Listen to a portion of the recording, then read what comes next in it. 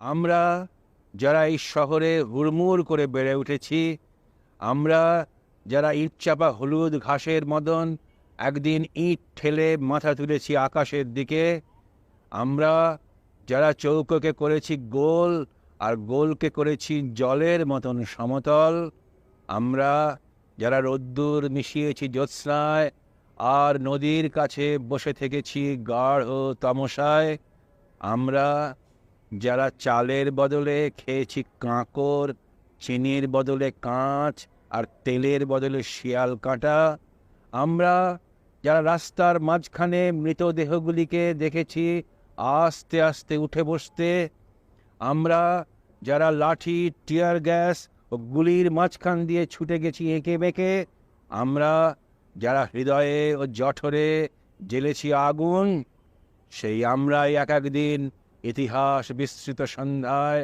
আচমকা হুল্লোড়ে বলে উঠেছি, আহ, বেঁচে থাকা কি সুন্দর। আমরা ধূসরকে বলেছি রক্তিম হতে, হেমন্তের আকাশে এনেছি বিদ্যুৎ, আমরা ঠনঠনের রাস্তায় হাঁটু সমান জল ভেঙে ভেঙে পৌঁছে গেছি স্বর্গের দরজায়, আমরা নাচের তাণ্ডব তুলে ঘুম ভাঙিয়ে ডেকে তুলেছি মধ্যরাত্রিকে, আমরা নিঃসঙ্গ কুষ্ঠ রোগীকে, পথভ্রান্ত জন্মান্ধকে, হাড় কাটার বাতিল বেশ্যাকে বলেছি, বেঁচে থাকো, বেঁচে থাকো। হে ধর্মঘটি, হে অনশনী, হে চণ্ডাল, হে কবরখানার ফুলচোর, বেঁচে থাকো। হে সন্তানহীনা ধাইমা, তুমিও বেঁচে থাকো। হে ব্যর্থ কবি, তুমিও বাঁচো, বাঁচো। হে আতুর, হে বিরোহী, হে আগুনে পোড়া সর্বশান্ত, বাঁচো, বাঁচো জেলখানায় তোমরা সবাই, বাঁচো হাসপাতালে তোমরা, বাঁচো, বাঁচো, বেঁচে থাকো।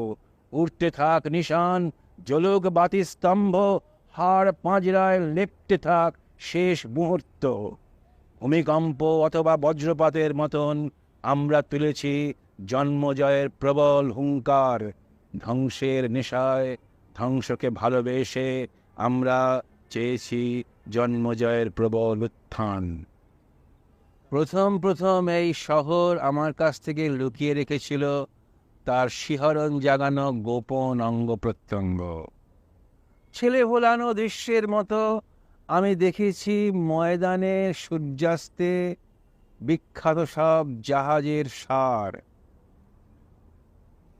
ইডেন বাগানে প্যাগোডার চূড়ায় ক্যালেন্ডারের ছবির মতো রোদ,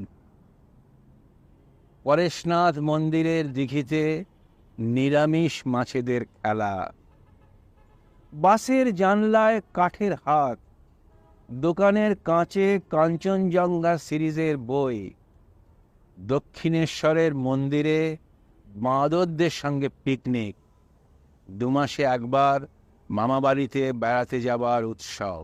ক্রমশ আমি নিজেই খুঁজে বার করি গোপন সব ছোট ছোট নরক, কলাবাগান, গোয়াবাগান, পঞ্চাননতলা, রাজাবাজার, চিতপুরের সুরঙ্গ, চিনেপাড়ার গোলকধাম, সোনাগাছি, ওয়াটগঞ্জ, মেটেবুরুজ, একটু বেশি রাতে দেখা ফুটপাতের অজস্র সংসার, হাওড়া ব্রিজের ওপর দাঁড়ানো বলিষ্ঠ উলঙ্গ পাগলের প্রাণ খোলা হাসি, চিনেবাদাম ভাঙা গড়ের মাঠের গল্পের শেষে এক হিজড়ের অনুনয় করা কর্কশ কণ্ঠস্বর আমায় তাড়া করে ফেরে বহুদিন।